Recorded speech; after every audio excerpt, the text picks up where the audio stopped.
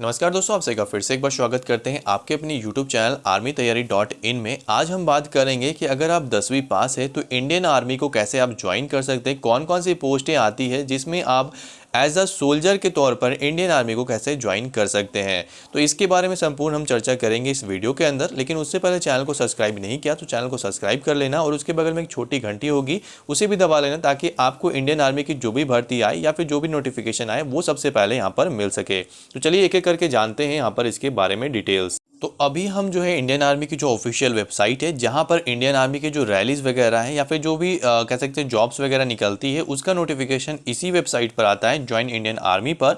और इसी के थ्रू हम आपको समझाएंगे कि कौन कौन से पोस्ट पे 10वीं पास वाले बच्चे जा सकते हैं, क्योंकि बहुत सारे बच्चे जो ऐसे होते हैं उन्हें पता ही नहीं होता कि वो 10वीं के बाद भी इंडियन आर्मी को ज्वाइन कर सकते हैं।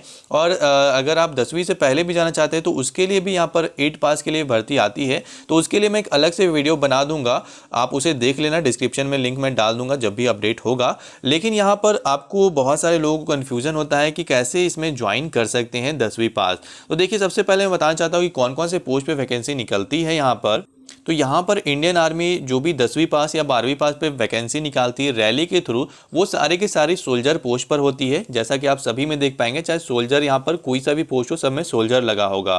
तो सोल्जर मैन की वैकेंसी रहती है। लेकिन अगर आप 10वीं पास है तो यहाँ पर 2 वैकेंसी आती है। एक आती है यहाँ पर सोल्जर जनरल ड्यूटी, यानी कि जनरल ड्यूटी की भर्ती होती है। तो दूसरी यहाँ पर एक और भर्ती निकलती है जो कि यहाँ पर सोल्जर ट्रेडमैन की अंदर आती है। तो यहाँ पर आप देख पा रहे होंगे सोल्जर ट्रेडमैन करके लिखा हुआ है।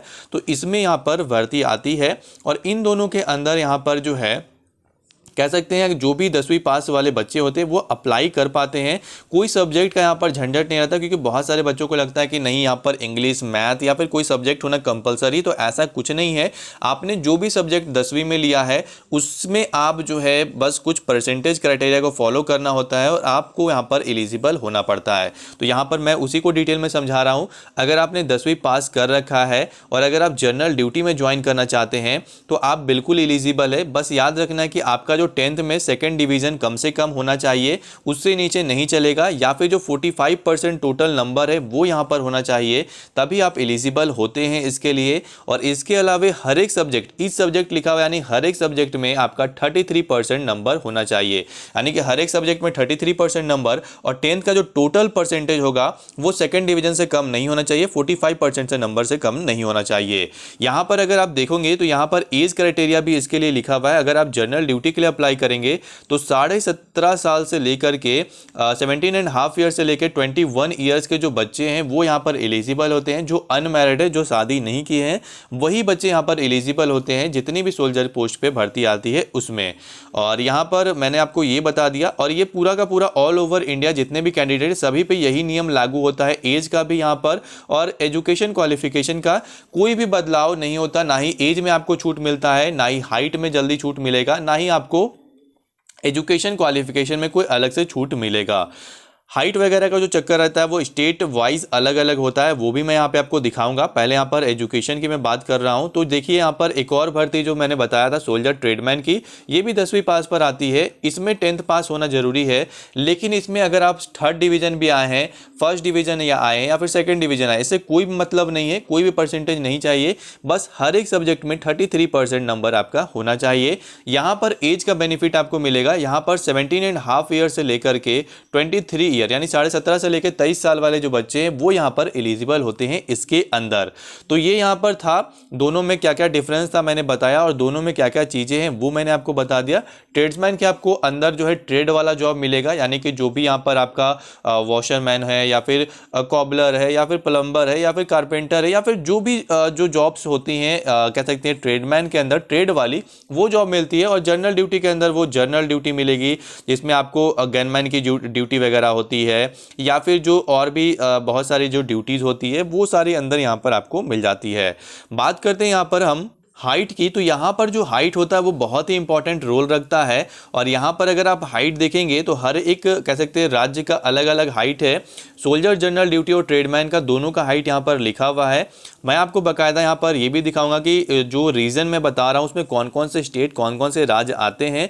आप इसका स्क्रीनशॉट लेके या फिर वीडियो को पॉज करके आप देख लेना कि आपका राज्य का नाम कहाँ पर लिखा हुआ और कितना हाइट मांगा गया है। क्योंकि 1 सेंटीमीटर, आधा सेंटीमीटर भी हाइट कम है तो आपका सिलेक्शन नहीं होता। तो इसको आपको ध्यान में रखना होगा। मैं आपको यहाँ पर दिखा रहा हूँ 163 सेंटीमीटर कम से कम हाइट होना चाहिए जो भी ये वेस्टर्न हिली एरियाज़ में रहते हैं, जैसे कि यहाँ पर JNK हो गया, हिमाचल हो गया, पंजाब हो गया, और भी जो यहाँ पर नाम लिखा हुआ है आप इसे देख ले स्क्रीनशॉट या फिर रोक करके इसे पढ़ लें। इसके अलावा जो लोग यहाँ पर ईस्टर्न हिमालयन रीजन में रहते हैं उनका जो हाइट होता है वो 160 सेंटीमीटर कम से कम होना चाहिए, जिसमें सिक्किम, नागालैंड, असम वगैरह जो है इसमें शामिल है, तो आप इसे देख सकते हैं। इसके अलावा यहाँ पर जो है 170 हाइट मांगा जाता है सेंटीमीटर, किसमें, तो जो वेस्टर्न प्लेन में रहते हैं जैसे पंजाब, हरियाणा, चंडीगढ़, दिल्ली, ये सब जो कह सकते हैं यूपी वगैरह, इन सब में यहाँ पर जो है 170 सेंटीमीटर मांगा जाता है। वहीं अगर आप देखेंगे तो 169 सेंटीमीटर यहाँ पर हाइट जो है ईस्टर्न प्लेन में मांगा जाता है, जो बिहार हो गया, वेस्ट बंगाल हो गया, उड़ीसा हो गया, या फिर जो ईस्टर्न यूपी है, ईस्टर्न वेस्टर्न यूपी थोड़ा देख लेना, क्योंकि यहाँ पर जो है 19-20 कह सकते हैं हो जाता है आपका हाइट में। तो ये सारा कुछ यहाँ पर डिटेल में मैं दिखा रहा हूँ, इसीलिए आपको 168 सेंटीमीटर हाइट बोला गया कम से कम, किसमें, मध्य प्रदेश, गुजरात, महाराष्ट्र में जो रहते हैं उन लोगों के लिए है, और भी जो नाम लिखा हुआ आप इसे पढ़ लेना। और यहाँ पर जो है 166 हाइट जो है सेंटीमीटर चाहिए वो जो साउथ रीजन के जो भी लोग हैं उनके लिए, चाहे गोवा हो, आंध्र प्रदेश हो, तमिलनाडु हो, इन सब में जो है आपका हाइट इतना होना चाहिए ट्रेडमैन और जनरल ड्यूटी के लिए। इसके अलावा टेक्निकल क्लर्क वगैरह की जो भर्ती आती है उसमें हाइट जो होता है वो कम होता है, रिलैक्सेशन होता है, तो उसके बारे में हम चर्चा अलग से करेंगे। यहाँ पर जो 10वीं पास की भर्ती थी जो कि ट्रेडमैन और जनरल ड्यूटी के ऊपर आती है वो मैंने आपको बताया। मेडिकल क्राइटेरिया को आप एक बार जरूर से देख लें, यहाँ पर बेसिक कुछ चीज़ें लिखी हुई है जो कि आपको फुलफिल करना जरूरी होता है, जैसे कि आपका मानसिक संतुलन सही होना चाहिए, फिजिकली फिट होना चाहिए, आपका चेस्ट 5 सेंटीमीटर फूलना चाहिए, इसके अलावा आपका विजन सही होना चाहिए, 14 डेंटल पॉइंट आपका कम से कम होना ही चाहिए, हाइड्रोसिल बोन में कह सकते हैं जो डिफॉर्मिटी है, वर्गोसील या फिर पाइल्स है, तो उस केस में आपको यहाँ पर कह सकते हैं इनएलिजिबल माना जाता है, तो उसका आप ट्रीटमेंट करा के जा सकते हैं। तो ये सारी चीज़ें थी जो इसके अंदर शामिल होती है। जो भी लोग एलिजिबल है, जो लोग भी अप्लाई करना चाहते हैं 10वीं पास, आपका कोई भी सब्जेक्ट हो, आप बिल्कुल इंडियन आर्मी ज्वाइन कर सकते हैं as a tradesman, as a यहाँ पर जनरल ड्यूटी के तौर पर। तो अगर आपको वीडियो में कुछ भी अच्छा लगा तो एक लाइक जरूर से करना, और इसी टाइप के जो इन्फॉर्मेशन होती है या फिर जो रैलीज निकलती है, जो जॉब यहाँ पर निकलती रहती है इंडियन आर्मी की, उसकी जानकारी चाहिए तो आज ही चैनल को सब्सक्राइब कर लेना। जय हिंद।